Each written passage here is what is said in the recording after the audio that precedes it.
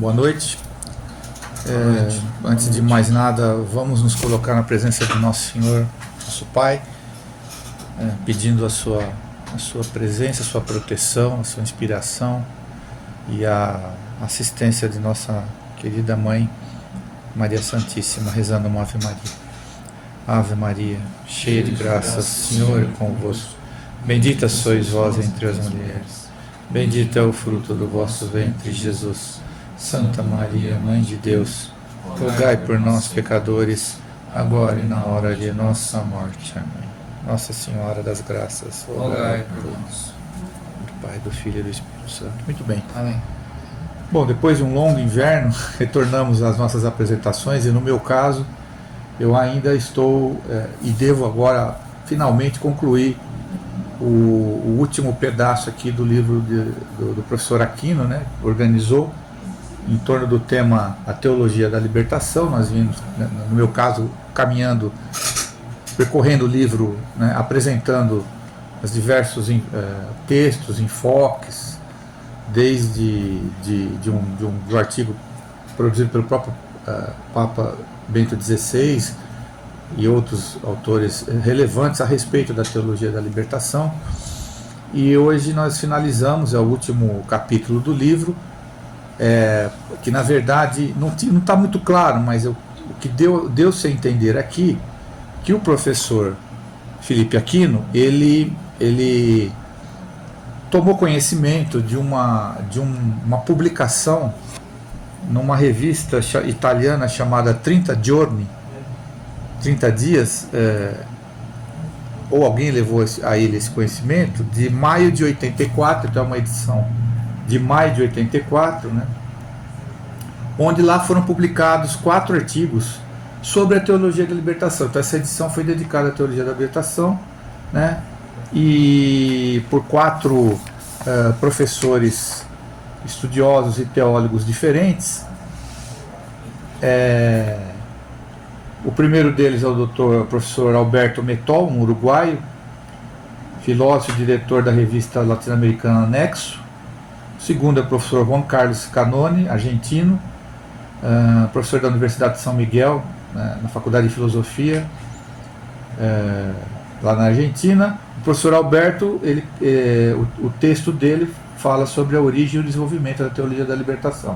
O professor Juan Carlos fala sobre 4 modalidades que ele identifica como da teologia da libertação. Depois, a seguir, o terceiro texto é o do professor Georges Coutier, é um suíço, professor de filosofia da Universidade de Genebra e Friburgo, na qual ele faz uma discussão sobre a impossível dupla fidelidade entre Cristo e Marx, né?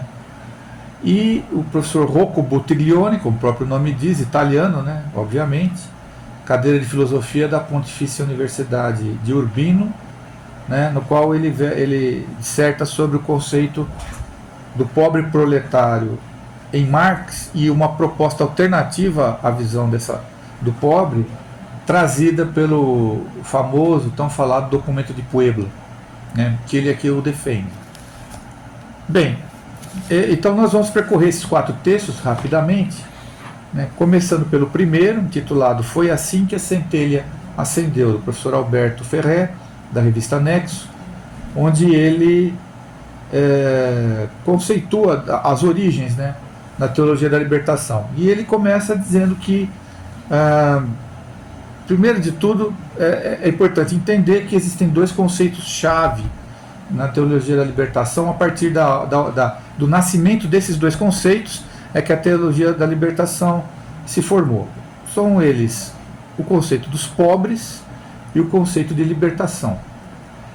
Obviamente, libertação dos pobres, né? Mas o conceito de libertação. O conceito de pobres pode parecer, da forma como ele passou a ser entendido, ele é colocado pelo Papa João XXIII por ocasião do Concílio Vaticano II, quando ele fez um pronunciamento nessa época, na década de 60, dissertando sobre os países desenvolvidos e o papel da igreja nesses países.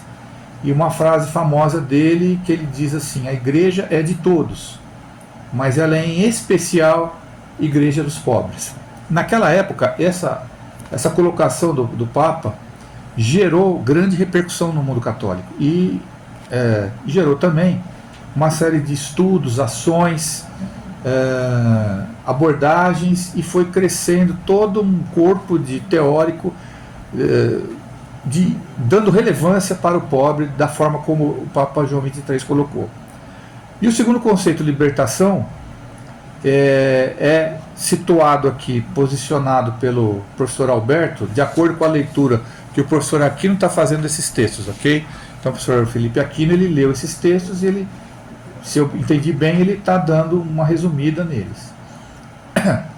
Esse conceito de libertação, então, lá no ano de 1969, numa conferência que um dos principais teólogos da teologia da libertação, o peruano Gustavo Gutiérrez, escreveu Notas para uma Teologia da Libertação, e assim, pela primeira vez, esse termo, Teologia da Libertação, surge no meio católico, e que também gerou grande repercussão. E daí, então, a TL, a partir desses dois pilares, ela se forma, e o seu início, que antes foi mais no âmbito dos seminários, um pouco mais recolhido, ele acaba lançando mão de ferramentas de ciências sociais para incorporar a sua proposta teórica e teológica, ciências humanas na história, sociologia, a economia, a política, aplicadas à prática pastoral. Então, se sai dos seminários e vai-se para a vida e o dia a dia das paróquias dos católicos do mundo afora, né?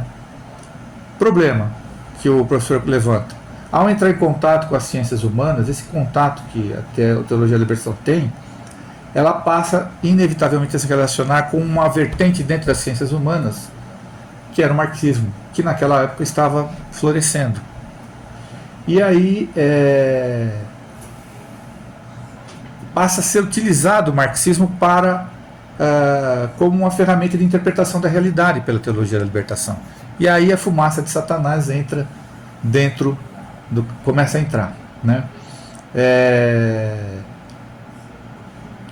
E aí vão surgindo ao longo da década de 70 uma série de variantes cristãs, porém marxistas, o que é uma contradição, né? Mas isso vai acontecendo dada essa inoculação nas veias da teologia do marxismo, no qual se constituiu a Teologia da Libertação nas suas versões mais radicais. Então nós veremos aqui que são apresentadas 4 versões, 2 mais amenas, 2 mais radicais. Funda-se inclusive nessa época, em 73, o professor Alberto pontua aqui, um movimento chamado Cristãos pela Liberdade, né? Que foi um movimento, eu tenho uma certa recordação disso, logo no início do pontificado do Papa João Paulo II, em 78, quando ele entrou. Nós todos conhecemos, né, a postura do Papa João Paulo II contra o comunismo, né? Por exemplo, né, um homem oriundo de um país que viveu sob o tacão da cortina de ferro comunista por muitos anos, né? E ele obviamente se posicionou contra isso. E de repente surge uma reação dentro da igreja, difamando ele e se contrapondo a ele, fazendo uma oposição ao Papa com relação a isso. E esses eram os tais cristãos pela liberdade, né? Bom, de qualquer maneira, fecha o texto assim, esse binômio marxismo-teologia. Antes a teologia usou o marxismo, só que aí o marxismo, como é da própria natureza dele, né, que nem é da natureza do escorpião, ele acaba dominando e predominando dentro do pensamento teológico da Teologia da Libertação. E uma coisa que causa espécie realmente em todo esse processo de formação do pensamento teológico da Teologia da Libertação, total ignorância dos malefícios das ditaduras marxistas que foram sendo noticiados ao longo de todas essas décadas, desde até bem antes, né, da década de 50, na Rússia, na China, em Cuba, Nicarágua e por aí afora, né, Camboja, todas essas ditaduras. Mas usa-se o marxismo para interpretar a realidade, mas sempre se defende assim, não, mas é teórico. É apenas uma interpretação teórica. Mas na prática, o marxismo resultou sempre em grande mal para os homens, né? Mas isso a teologia da libertação sempre lhe silenciou sobre isso. E assim fecha o primeiro texto. Nós temos o segundo texto, agora do professor Juan Carlos Escanone, argentino, intitulado Teologia da Libertação, as correntes principais. E ele numera 4 correntes, né? 2, como eu disse, mais amenas e 2 mais radicais. As duas vertentes mais amenas, comecemos por elas, né? A primeira delas é denominada uma teologia da libertação a partir da pastoral da igreja. Então ela é caracterizada por esse professor como sendo uma categoria da teologia da libertação que não entra diretamente em aspectos sociopolíticos e também não se aproveita da análise marxista, né? Ela apenas recorre a dados estatísticos. Então ela não fala assim, precisamos fazer revolução porque o pobre é oprimido pelo rico. Ela somente fala, tem muito pobre por aí, temos que fazer alguma coisa com eles, não podemos deixar do jeito que está, mas sem oferecer uma solução revolucionária, né? E essa TL, segundo esse professor, ela é mais fidedigna, mais fiel aos documentos de Medellín e Puebla, né? Eu acho importante fazer um pequeno parênteses agora, porque nem todos sabem exatamente, fala-se muito sobre esses documentos, né? Então eu acho que eu vou fazer uma parênteses, que eu vou explicar alguma coisinha aqui. Não sei se todos conhecem, nós temos um organismo dentro da Igreja Católica de abrangência continental, aqui na América Latina, chamado Conselho Episcopal Latino-Americano e Caribenho, que é o famoso CELAM, né? Esse é um organismo da Igreja Católica que foi fundado em 1955, pelo Papa Pio XII, né? A pedido de bispos aqui da América Latina naquela ocasião, né?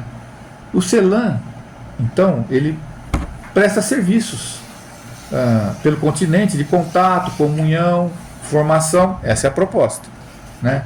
Pesquisa e reflexão a todas as conferências episcopais espalhadas pela América Latina, as CNBBs de todos os países. Nós temos a nossa aqui, a CNBB, mas nós temos a Conferência Episcopal Argentina, a Uruguaia, a Caribenha, de qualquer país do Caribe, Antilhas até.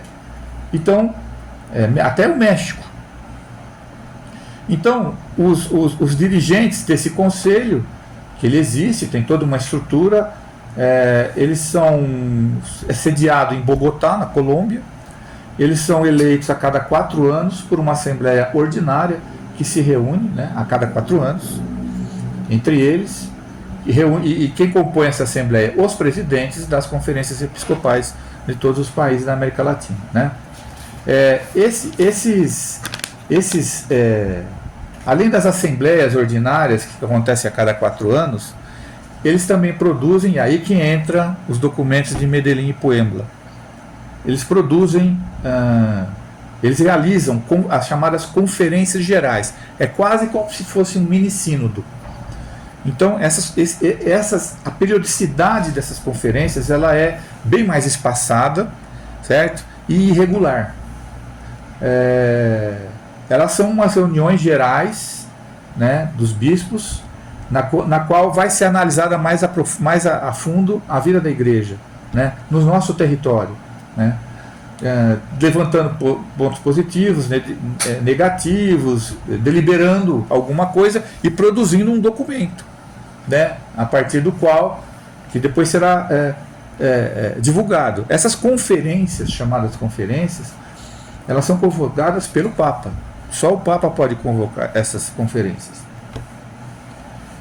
A partir de um pedido sempre, né, ele é provocado, Sr. Papa, gostaria que o senhor fizesse uma conferência, chegou a hora, precisamos fazer, porque tem um momento aqui, e o grupo das conferências episcopais da América Latina, né? Então, é o Papa quem autoriza essa conferência, o seu propósito, aprova o tema, e é ele quem abre a reunião e orienta o discurso, e depois é ele que aprova. Então é quase como se fosse um sínodo, né?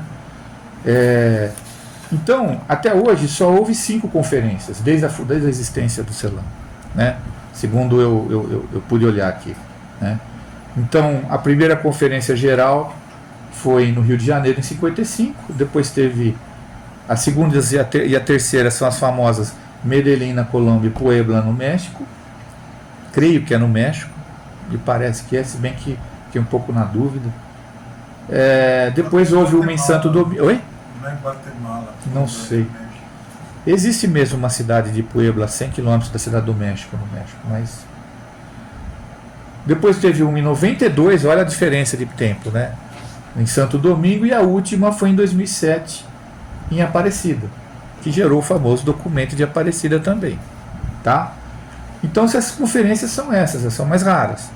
E as de Medellín e Puebla são conhecidas por terem sido, de certa forma, principalmente a de Puebla, um marco nessa questão de olhar o pobre com um olhar diferente, mas ainda não um olhar esquerdizante, segundo se defende no texto. Voltando ao texto, então, sobre a primeira versão mais amena da TL, ela se coloca em comunhão com os documentos de Medellín e Puebla, tá? E ela se coloca também, ela tenta se afastar da questão política, clero fora da política, absolutamente, respeita a hierarquia da igreja, então não tem nada de sinodalidade, essas coisas, né? Isso cabe a leigo, política para leigo, sacerdote é outro papo, né? E a segunda versão, também mais amena, é uma que que é liderada por um teólogo chamado Lúcio Gera, ou Gera, né? Também não é extremada, ela é chamada a teologia a partir da prática dos povos latino-americanos. Mas esse conceito de povo aqui nessa segunda vertente da teologia da libertação também não é o conceito de povo ou pobre como classe social explorada pela estrutura capitalista, não. É outra coisa, é um povo que tem uma realidade histórica, e cada nação tem a sua, tá? Sujeito à história e cultura específica dele. Então existe o povo irlandês e tem o povo brasileiro, que são diferentes e tem trajetórias diferentes e necessidades diferentes. Não é como o marxismo vê, que é a classe operária, que ela é mundial. E no mundo todo é assim, né? Então são estilos de vida próprios e assim devem ser olhados.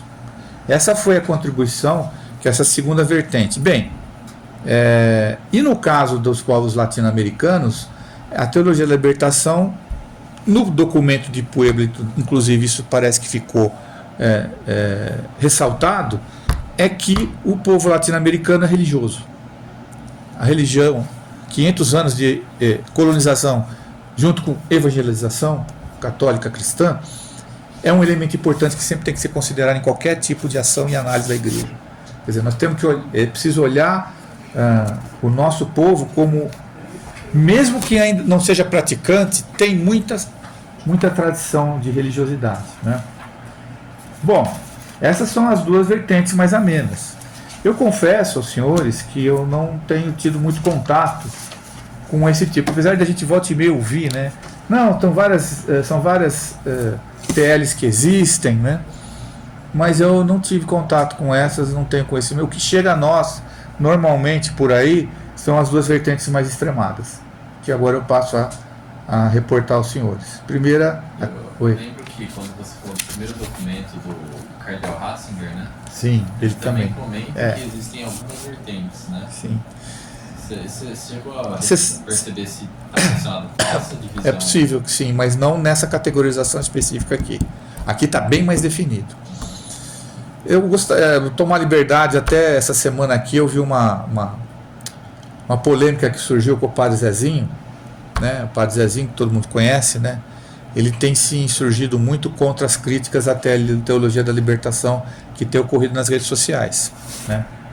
E ele se coloca como alguém que é da teologia da libertação, mas é a teologia da libertação bíblica. Ok. Mas não é esse com quem nós temos que nos preocupar. Primeiro porque é pouco, né? O alcance é pouco. E segundo porque o que está mais pegando é o mais extremo, né? Muito bem. Então vamos à terceira vertente, essa mais radical. Ela tem como cabeça dela o Gustavo Gutierrez, famoso, né? Que tem o principal eixo é o seguinte: não, agora o negócio é transformar a sociedade em uma outra coisa, mudando a estrutura dela. Então ele usa o método de análise marxista, né, da realidade. Então aqui sim, o povo ou o pobre é uma classe, segundo a categorização marxista, né? Logo, é uma classe oprimida por uma outra classe opressora, e então há que se libertar essa classe oprimida, e a forma como a opressão se dá, só existe um caminho: a luta. Então você não tem acordo, né? Não há acordo a ser feito, não há contemporização, nada. É partir para cima da classe opressora, ou seja, luta de classes, né? E então a opção pelos pobres, na verdade, aqui é a opção de uma classe por outra, não. É a opção de uma classe contra a outra, mesmo.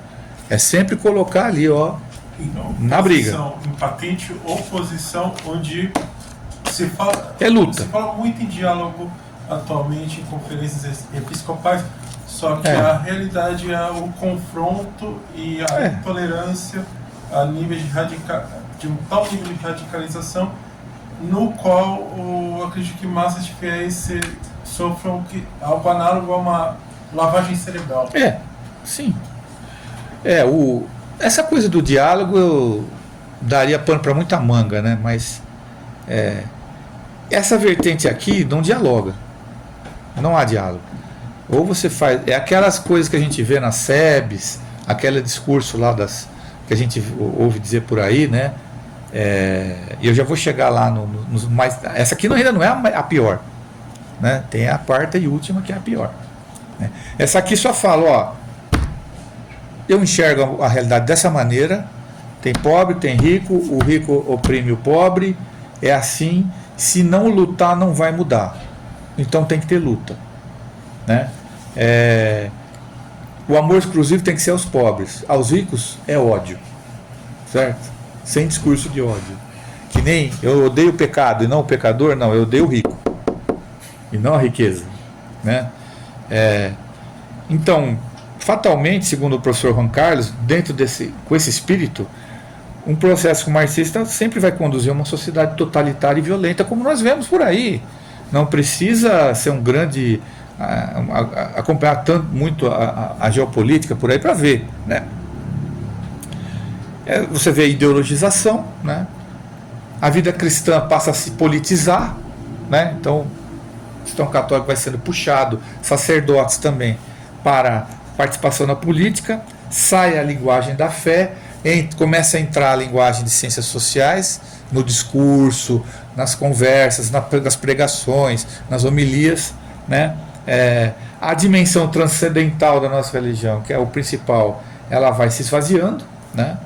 A salvação é aqui, pela libertação dos pobres, né? Eu tanto tomar uma liberdade. O Papa João Paulo II, se sabe muito bem, antes de Bento XVI, rejeitou completamente essa visão, né? Aqui na página 123 tem um pequeno parágrafo que é o seguinte, ó, para ter uma ideia, né? E por isso talvez ele tenha sofrido tanta oposição interna, ele e Bento XVI, sem serem ultraconservadores. A libertação cristã usa meios evangélicos com sua eficácia peculiar e não recorre a nenhum tipo de violência, nem a dialética da luta de classes, ou a prática ou análise marxista, pelo perigo de ideologização a que se expõe a reflexão teológica, quando se realiza partindo de uma prática que recorre à análise marxista. João Paulo II, né? Então, essa é a terceira vertente. E a quarta e última vertente, a mais radical de todas, é a famosa TL a partir da prática dos grupos revolucionários. No Brasil, ela é muito associada a um teólogo chamado Hugo Asman, não sei se vocês já ouviram falar, que inclusive depois acabou se convertendo no fim da vida dele ao metodismo, né? Deixou de ser católico. Ele escreveu. Segue foi hoje em dia, né? Ou será que foi alguma coisa? A história dele é complicadíssima. Ele foi exilado no tempo do regime, né, de 64. Ficou muitos anos, 20 anos fora do Brasil. Depois voltou, virou professor da Unimep e se converteu ao metodismo. Bem, mas ele escreveu uma obra chamada Teologia do Desenvolvimento, a Dimensão Social do Pecado. O pecado social aqui, ó, né? Que nós agora vamos enfrentar, né? Para mais uma vez as famigeradas campanhas da fraternidade, né? O professor Juan Carlos aqui diz que o Frei Beto tinha uma ligação. Então, a abordagem do Frei Beto é essa aqui. Passei para vocês um vídeo do Frei Beto falando que ele luta pela mudança do símbolo do catolicismo, que deixa de ser a cruz para ser o pão, né? Não preciso dizer mais nada, né? Esse teólogo, essa teologia inspirou um movimento que eu ainda vou dar uma olhada melhor a ele, não houve tempo, chamado Cristãos pelo Socialismo. Que coisa maravilhosa, né? É a mesma coisa que mulheres católicas pelo aborto, né? Católicos apostólicos pelo assassinato. É um negócio assim que já vem para chocar, né? Então, usa a análise marxista, que eles defendem como sendo científica, e se é ciência, está feito a passagem, né? No passado fomentou uma série de grupos cristãos que se politizaram, se radicalizaram e acabaram se ligando a ações revolucionárias, por vezes violentas, né? A famosa Ação Católica, uma coisa assim que eu tenho notícia, né, que houve na década de 60, 70, e hoje não morreu totalmente isso daí, né? Então, nessa quarta e última vertente, a mais extremada, prática revolucionária é o centro da ação. É revolucionar mesmo, é partir para cima, né? Ou seja, total perda de contato com a tradição cristã, né? Virou essa teologia, segundo esse autor, ou segundo a leitura que o professor Aquino faz desse autor, é um discurso sociológico, um vernizinho cristão a serviço de luta de classe. A total secularização do cristianismo. Muito bem. O terceiro texto, do professor Jorge Coutier, o suíço, da Universidade de Genebra, ele fala desse problema da dupla fidelidade, que é o problema da teologia, esse, né? O marxismo entrou na teologia da libertação e não existe compatibilidade entre esses dois, né? Então, seja pela obra do Hugo Asman, né, a mais radical que a gente acabou de falar, seja pela de Gustavo Gutierrez, ambos releituras marxistas do cristianismo, acabam levando a secularização da fé, né? Esse anseio de combater a miséria dos povos, mais defendendo tese marxismo, né, sem nenhuma consciência crítica, sem nenhuma reflexão mais aprofundada sobre isso, é problema, né? Então ele dá dois exemplos, por exemplo, homens que aderiram ao comunismo como forma de lutar contra a injustiça, e acabaram sendo tragados pelo próprio sistema, né? Um dos exemplos agora é a Nicarágua, né? Mas são vários, né? Os famosos padres operários, não são padres. Outro dia eu vi uma homilia de um padre, foi feita num sindicato. Vocês já tiveram notícia disso? É de arrepiar o cabelo de ver ele falar ali, né? Parecia um dirigente partidário, né? Então esses padres foram, o pretexto era até nobre: vou compartilhar a condição de vida dos trabalhadores para ver como é que é. É uma boa intenção inicial, mas eles acabaram absorvendo as teses, ficaram expostos às teses de marxismo que vicejavam ali naquele meio e se bandearam para aquele lado totalmente, né? E julgando poder ser fiel a Cristo e a Marx. Não, né? Não há compatibilidade. É preciso escolher, certo? Não tem como. Então a grande contradição da teologia da libertação é justamente essa aqui. De um lado, uma intenção cristã, usando termos e conceitos bíblicos, mas de outro, se apropriando de fórmulas do marxismo, usando materialismo histórico. Então não dá certo, né? O quarto e último texto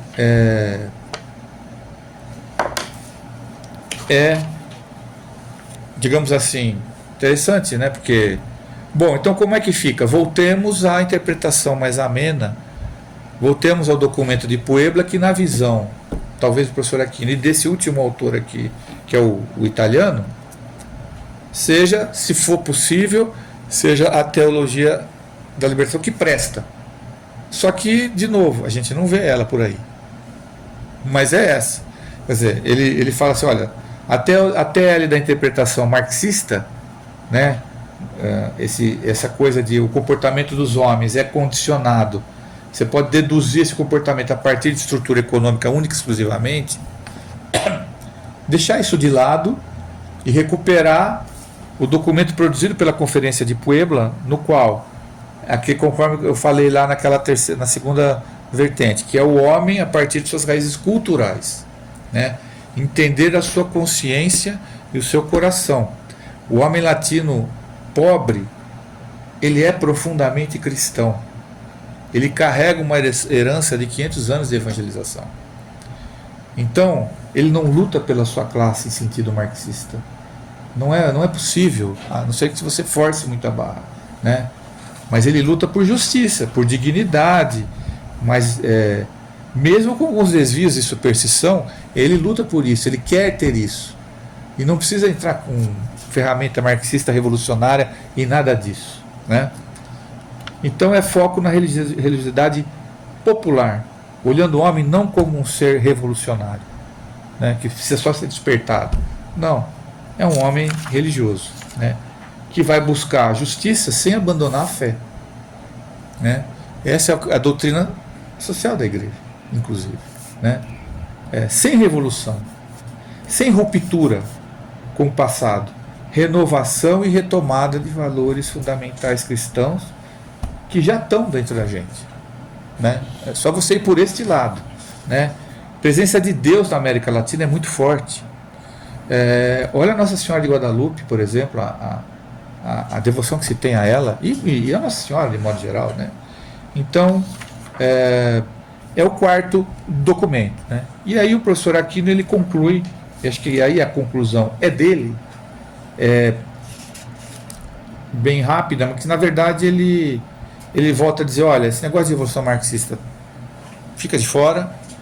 Você quer olhar os pobres? Olhe pela lente da doutrina social da igreja, trabalhada em várias encíclicas papais e documentos, e ele enuncia dois: a Rerum Novarum de Leão XIII e a Labores Exercens de João Paulo II, que são duas encíclicas que eu me proponho inclusive a dar uma estudada nelas, porque a gente ficou até agora falando de teologia da libertação, mas vamos, e a alternativa a isso é a doutrina social da igreja, e vamos entender um pouco melhor o que seria essa doutrina, indo na fonte, certo?